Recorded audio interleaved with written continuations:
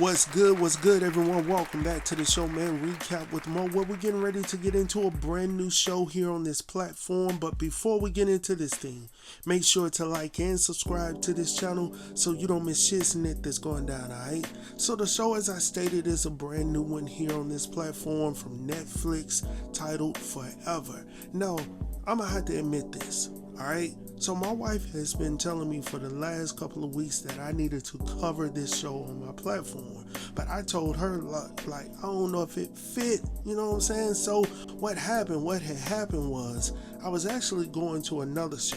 And, you know, sometimes when you're on the remote, you know, you pressing that button and sometimes it doesn't, you know, take you where you want to go.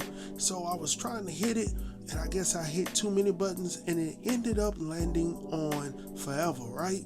So instead of me just getting up, you know, doing all of that good stuff, I said I'm gonna sit here and watch it.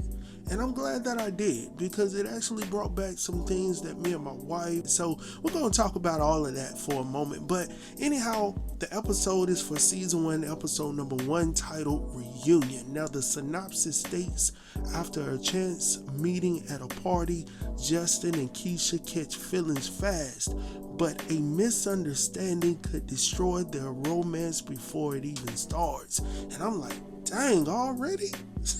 Episode number 1. So let's go ahead and get into this thing, man. So we kicked this episode off being introduced to Justin Edwards, who's focused on writing an essay at this moment, but he just can't seem to find the words to type into the system. So he does everything possible to take his mind off of the assignment at hand. So he goes to the bed, he's shooting basketball, he's doing all of these things, and eventually at this moment in time he decides, you know, that he's had enough at this moment and decides to check out what's going on in the rest of the world. He decides to get on his phone, and he eventually receives a message from his boy Darius, who invites him to this party. So now once that he finds out that he's been invited to this party, his next task at hand is to go seek permission from his parents, who's off in the kitchen enjoying their one-on-one time together and whatnot. He walks towards the kitchen, and of course his father can tell that he has something obviously that he wants to share with, you know, the two of them or whatnot. Now initially he's hesitant about saying what he needs to say, but his mom is like, look, go ahead and spit it out, what's good? So eventually he goes on to tell them that his homeboy Darius had invited him to this party. Now of course his mom wants to know all the ins and the outs of what's going on at this shindig, and of course Justin cannot respond because he did not take out the time to ask his homeboy Darius who was going to be there, what time did the party start, all of that good stuff. Whoa. So of course she's an old school thinking mom, like, nope, if you don't know, then you can't go, all right?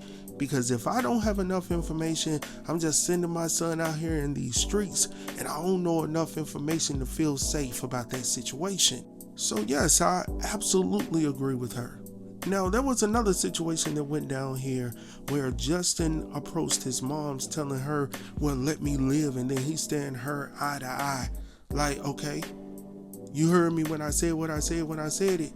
And she's looking at him like, okay, what you gonna do about it? And I'm sitting here like, where's the father in this situation? Because there's no way in the world that I would have been able to stand there eye to eye with my moms and my dad didn't come over there and reach over there and pull something. No way in the world. And then be sent off to the room? Bro, get the heck up out of here, man. I did not like the way he handled that situation. His moms and dad had made plenty of sacrifices to send him to schools and all of this good stuff. At this point in time, do what you need to do as a young man. You already know what they're requesting.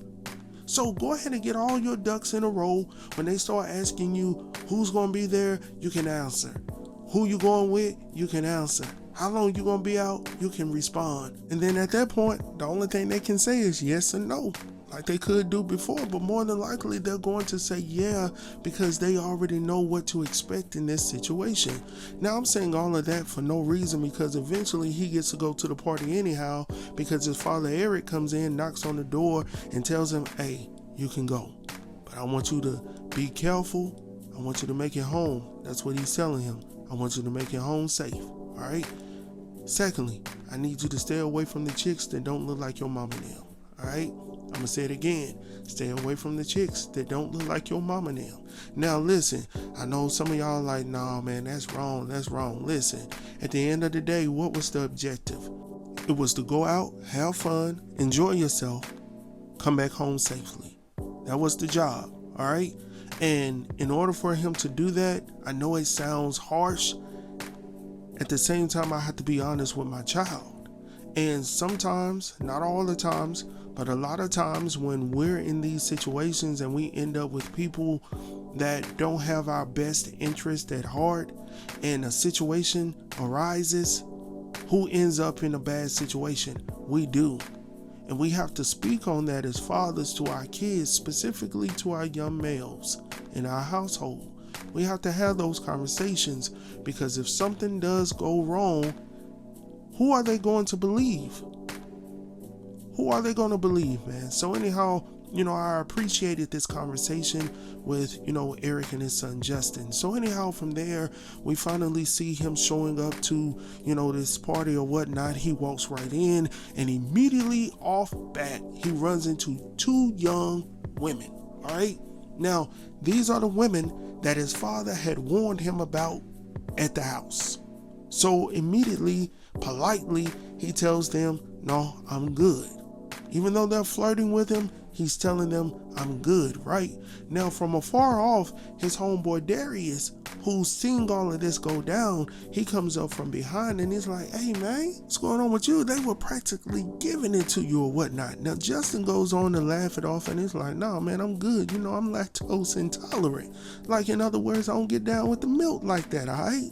So Darius introduces him to, the host of the party. I believe her name was Chloe. I didn't write it down in my notes, but she welcomed him to the party, also told him to place his name in the hat or whatnot. So from there, I don't know how much time has transpired or whatnot, but we see Justin sitting alone, keeping to himself or whatnot. But while he's sitting there alone, he peeps over towards the doorway or the entrance area, and he sees someone that catches his eye. Check this though, she sees him as well, and as she's looking over there, he sees her, so they eyes, you know what I'm saying? So anyhow, from there, the next thing we know, we see her over there, he's over there, and they start a little bit of a conversation. So I was like, all right, where we going with this? So long story short, old girl Keisha remembers him from back in the day in elementary school. Now, unfortunately, Justin doesn't remember her. So it takes a little rejogging, just a little bit, for him to remember her and everything about her. But at the same time, he's looking at her like, this ain't the old Keisha. Something is different about this Keisha, right? And I was like, show you right. Anyhow, from there, they get a little more acquainted or whatnot. They're talking and all of this good stuff. And here comes Darius interrupting their conversation, asking if he could borrow Justin for just a moment, and tells her that he'll bring him right back, which he never does. And as they're walking away, we hear Darius asking Justin if he had placed his name in the hat. So I'm assuming that's when he actually did it or whatnot. So from there, the next time we see Keisha, she's inside the house and she's in the kitchen, I believe, in a room full of people. I mean, they dancing, getting their groove on or whatnot, or trying to anyhow. So anyhow, the next thing we see is Justin walking through the kitchen as well, and he lays eyes on Keisha, who's in the middle over there at the island. So of course he's elated to see her, probably thinking that she had already left or whatnot, but no, she's there. So of course he goes over there and picks up where he left off in the conversation or whatnot. Now, just as they getting into their conversation, feeling the vibe of one another, here comes Chloe over the microphone, inviting everyone to come back outside or whatnot, I guess, and to discuss whose name was drawn out of the hat or whatnot. Now, before Keisha gets ready to walk off, she asked him, did he place his name in the hat? He conveys to her that he did. So she's slowly walking away, telling him, well, enjoy yourself with that. But instead of letting her walk away, Justin goes on to grab her hand, right? So now Keisha's sitting over here talking about, what you doing? He was like, you know what I'm doing. So he tells her to follow him. She's like, no, where we going? We need to go outside. He was like, no, just follow me real quick. So instead of me going out there to see what's in the hat, I can see what's here. right? So they go to this closet. So he jumps in and she follows him or whatnot. So while in the closet, they share a kiss together, a special moment with one another at the end of 2017 to bring in the new year or whatnot.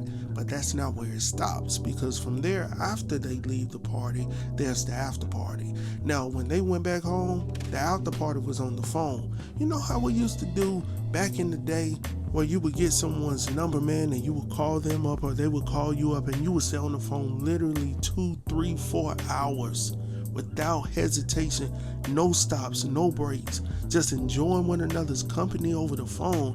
And it was so crazy. Like I stated, I met my now wife when I was 19, right? Freshman in college. And when we got on the phone, it was like forever. No pun intended. But I'm just saying it was forever, but it was a good forever. Like, I could just talk to her literally for hours. And it was like, during this morning time, and I was like, man, we ain't got no sleep. But at 19, forget that sleep. I'm good. But anyhow, man, that's how it was, man. And I remember literally going to a Walmart or a Target or a store like that, right? Going to get a call card where I could put minutes on the card so my mom's phone bill wouldn't go up, right? Or I could call her. I think she had Singular at that time, and you know, if you called after 9 o'clock or something like that, it could be free as well if she called me. So we just had to work that thing out, man. But look where we are now. You know what I'm saying? It was fun. We were creative. We made that thing work. And now, 17 years married, man, is a big thing, man. And I'm appreciative of those moments because it made us stronger, man, in between. So anyhow, getting back to the story, y'all have heard enough about me. That's not why y'all came here. So anyhow, as they're sitting on the phone, their plan is to meet up the very next day, which, they eventually do. But it's a little harder for him because he still has his activities that he has to do. So he's doing his speech, I think his speech training and all of that stuff, and then he's also doing his basketball training as well. So he's out there on the court, dribbling and whatnot. Here comes his mom's. Now, ladies and gentlemen, remember what I said earlier. Get your stuff in order. It'll make it so much easier for yourself in the long run. And ladies and gentlemen, that's exactly what he did. He came to his mom's. He told her what he needed to do, why he needed to do it, where he needed to go, all of that good stuff, right? The only thing he did not mention is that he was meeting up with a little lady. I didn't say you have to tell everything, but you got to tell them what they need to know, right? So that's what he does. And of course, he was like, she's impressed. Now, that's what ladies would do for a young man when you got our interest. I'm going to leave it at that. I ain't going to say nothing else, fellas. I'm just telling you, when you spark our interest, there's nothing that we will not do. What's that song by Marvin Gaye? Ain't no mountain high, ain't no valley low. Listen, when we trying to get to you, we're going to do what we need to do, babe. Listen, ain't no mountain high enough. Listen, moving on from there, right? So the next thing we see is Justin standing in line waiting on her to show up. So Keisha finally shows up. She joins him in this line, and they ended up going to the store where he actually buys himself something, but also suggests that she, grab something for herself. He will take care of it, being a gentleman or whatnot. And initially she's like, no, I'm good. But he goes on to persuade her anyhow, like, let me go ahead and take care of that. So she eventually finds this bag or whatnot that she can utilize for track, and she's appreciative of that or whatnot. So anyhow, from there, the next thing we see is them out on the sidewalk. So they're walking, they're holding hands and whatnot, and I was like, here we go, right? So anyhow, as they're walking, they actually run into his boy Darius. Now Darius isn't alone, he's with some other dudes as well, and of course Darius sees him and old girl, but now they're no longer holding hands because when he sees Darius, he lets go. So now as Darius and his crew approaches or whatnot, he's talking directly at Justin like, this is you? And it was like, yeah, man, we good. So he was like, okay, most definitely. He said, look, I'll hit you up later. All right, so be looking out for my text. So anyhow, from there, they turning around looking at the situation. Eventually as Darius and the crew are gone, both Justin and Keisha, they go back to what they were doing before, holding hands, walking together. So the next time we see them together, they're at the movies. Now, you know, the movie theater for a young couple can be a dangerous place. You know, it could be a 50-50 situation. You can end up watching the movie or you can end up missing the movie entirely, right? So, you know, in this situation, we didn't know which way it was going to go. So what happens is, while they're enjoying the movie, they start kissing. And one thing led to another, and the next thing you know, his pants are unzipping, and she's giving him a little something. Now, initially, it looks like he's enjoying it, but he stops her right in the middle of the situation. And he was like, hold on, wait a minute. She was like, hold on, is somebody seeing us or whatnot? He was like, no, we good with that. But he wants to know if she's doing this for him because he purchased her a gift back at the store. I was like, no, bro. I said, why in the heck would you? Even if you didn't know, why would you even come to that conclusion in your mind and say it out loud? Why? So anyhow, long story short, she's pissed like any other individual would, right? You were trying to do something for somebody and they rejected you already. And then all of a sudden, you know, now they're assuming that you only doing this because I got you something. So now she feels like a $2, you know what I'm saying? So she calls him out for that. And he's all apologetic, but at this moment in time, she's not hearing him. And then lastly, she wants to know if he's seen this video. So now we all sitting here confused because we're like, what video are you talking about? Now he conveys to her that he has never seen a video of her. She doesn't believe him, by the way. Tells him that he's playing in her face, tells him to lose her number, don't ever contact her again or whatnot, and storms off. And ladies and gentlemen, it was at this point in this show that I honestly felt bad for Justin, man, because it brought me back to a time. I was trying to think, had there ever been a time in my life that I felt heartbroken after 2 days? And I think we've all been there at a certain point in our lives, man. And I can relate. Like, I thought this girl really liked me, and then you find out that she's actually liking somebody else, and you've been trying to put all of this time for her to like you and do all these nice things for her, and you find out she messing with John down the way, and you be mad, man. Like, for real? You got him carrying your books right now? For real? Anyhow, man, it's crazy, man. But something else that stuck out to me is that when she left him, he had placed his phone in airplane mode, right? Now, I do not know how long the phone had been in airplane mode, but if this brother took the time to place his phone in airplane mode when he first started that date, and from the first time he saw her get in line with him, he didn't want any distractions. He just wanted to tune in on her, find out what she liked. That's powerful, right? Like I stated before, when you got us, you got us. We're trying to learn everything about you at that moment in time, right? So that's what he was doing. And for her to leave him, I get it. She's frustrated, she's mad, she's feeling some sort of way. I get it. On his end, though, what did I do wrong? Well, you did make a dumb mistake by assuming something without knowing the truth. But she's also feeling a certain way because of the video, which we're going to talk about in a moment.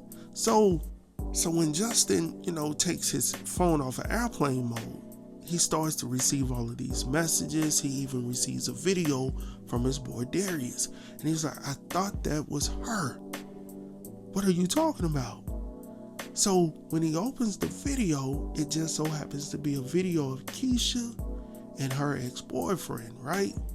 Now, we find out later on that this is a whole situation that wasn't supposed to be, but it was what it was. So we'll talk about it in a moment, but I'm thinking about Justin at this moment. I'm trying to put myself in this situation, or my son, or somebody that's not kin to me. It could be man or woman. If you're really feeling somebody and then you find out something like this, the way that he found out, how would that make you feel, man? So he checks his phone and he sees it. And the first thing that he wants to do is contact Keisha. But Keisha ain't able to respond because she's blocked him every which way. Social media, through the device, everything. She don't want nothing to do with him at this moment in time. She's hurt. She's vulnerable. This is recent.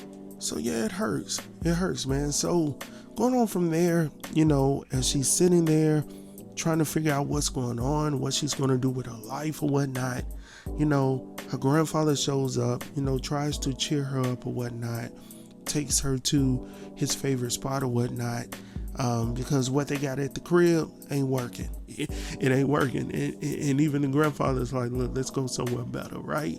So anyhow, they go to the spot. While they're having conversations, she still conveys to him that she's still focused on her future, and she's not going to mess up what she got going for herself. She still wants to go to Howard or whatnot when she goes to college. So while she's there, we see her aunt showing up. So her aunts come in and they sit down with her at the table, and they're all enjoying each other's company or whatnot. And eventually, one of the aunts bring up her ex-boyfriend, Christian. Now, Christian is a big basketball player in the city. He ranks high in the state, but he's also the guy in the X tape, right? So at this point in time, she really doesn't want to talk about Christian. And the problem is nobody really knows what went down between those two, except for her good friend Chloe, the one that invited her to the party the other night. All right. And Chloe has actually offered to assist her, by telling her dad, getting her dad involved because he's an attorney or whatnot. But Keisha is like, no, I don't want to ruin his life and nothing like that, right? Even though technically he's ruining your life at this moment in time, which is crazy, right? So anyhow, later on that night, we see Keisha's mom for the first time returning from work or whatnot. And, she's walking through the house slowly and eventually comes over to Keisha's room. Now, all this time, Keisha has been on the phone. All this time, right? So her mom comes through and decides to walk into Keisha's room, where she kneels down to pray at the bedside, right? So as she's praying, Keisha is pretending to be asleep or whatnot. And eventually, as she's getting ready to close out the prayer, Keisha says amen along with her mom. And she was like, girl, what are you doing? Like, you pretended to be asleep. So anyhow, long story short, Keisha asked her mom to sleep in the bed with her just for a little while or whatnot. Now, all this time, Keisha had been up on the phone. It's late. Her mom has gotten in late. So you already know what happened in the morning. Keisha overslept. So now her mom is getting up having to rush. She's working 2 jobs. She's tired. So she's getting up having to rush and drive, Keisha over to this new school. Now, the reason why she's at this new school is because Keisha is trying to keep a low profile due to all of the situations that went down with the X tape or whatnot. So now, while she's at this new school, everything is going pretty good, all except for one girl that she's dealing with on the track team, right? So old girl comes over to Keisha after Keisha, dusted her on the track, and tells Keisha that she knows of her ex-boyfriend, Christian. Now, of course, Keisha is looking at her like, girl, for real? And she was like, well, I'm just coming over here to tell you that Christian is no longer interested in you because he got me. And I'm sitting over here like, oh my gosh, here we go. Here we go. So as old girl is turning away, throwing them braids, here comes Keisha throwing them braids as well from the back. All right, so old girl is like, get her up off of me and all of this good stuff. And I was like, no, Keisha, you cannot do it this way. You could be angry, but you're going to have to find another way to deal with your anger, because right now this obviously is stressful for your moms. She's having to leave work to come down here and meet with your principal, and the principal is fired up as well because she's telling you, look, this ain't how we handle situations over here. I don't know how you handled it over there, but we don't handle that over here like this. And just so you know that we're serious, I'm giving you 40 hours of volunteer work as a punishment. Now, of course, her mom's is pissed off like any parent would, right? And, tells Keisha that she got to get together. She tells her, look, I'm already working 2 jobs to send you to a school that you potentially are getting kicked out of. So anyhow, from there, after she gets finished talking to her or whatnot, Keisha returns to her room or whatnot, and she finds out that Justin had contacted some of their old classmates from elementary and started a hashtag to get himself unblocked. I was like, that boy clever. That's what happens when, you can't finish your essay, but you can get on social media and reach out to everybody to create this hashtag, right? So you already know that Keisha is heated at this moment in time because it's forcing her to unblock him, which she doesn't want to do, right? So she ends up calling Chloe, right, her good friend, to see what's going on. Like, how crazy is it that this dude is doing all of this so I can unblock him? Is it strange? And Chloe is laughing, but she's in pain as well due to, her monthly cycle or whatnot. So she's going through it over there, but at the same time, she conveys to Keisha that she thinks is, it's pretty cute. But Keisha's like, no, I need you to agree with me like you did before, right? So the next day, Justin skips his afternoon classes, bro. Comes all the way over to Keisha's school. Looks like he's doing a student driving type of situation. Got a dude in the car with him. Old boy in the car tells him, look, bro, you got 5 minutes. Do what you need to do. So now we see Justin getting up out of the car, rolling up on Keisha. He's like, look, I apologize. Furthermore, he emphasizes the fact that he doesn't want to judge her, but most importantly, he doesn't want her to judge him for the past sins of Christian. Like, don't judge me on the things that he did to you. I'm not that dude. I was like, boy, you better preach. So later, because she's liking what she's hearing, she's smiling now because this dude went all out his way to get her to see him for the first time after the last time, right? So later when Justin gets home, he receives a message from Keisha herself.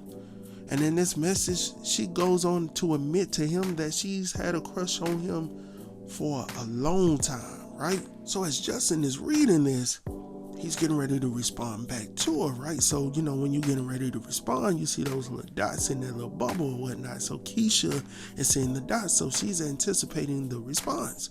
So anyhow, while he's getting ready to respond, here comes his mom's calling him into the kitchen.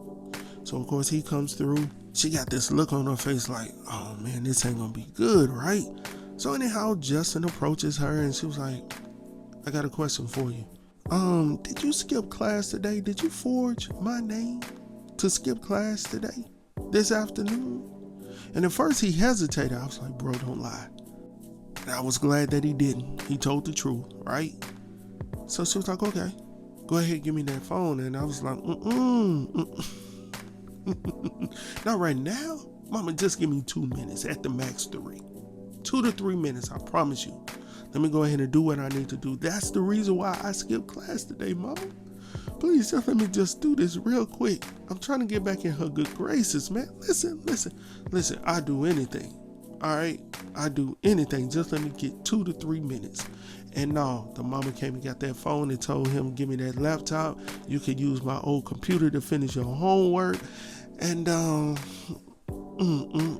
it's a sad situation because now Keisha is sitting over here anticipating this brother's response. Got those 3 little dots on it in that bubble. And that just irks me to see that bubble. I don't know what you're getting ready to say, but I definitely know she's going to be upset because she's sitting there patiently waiting and ain't going to receive nothing.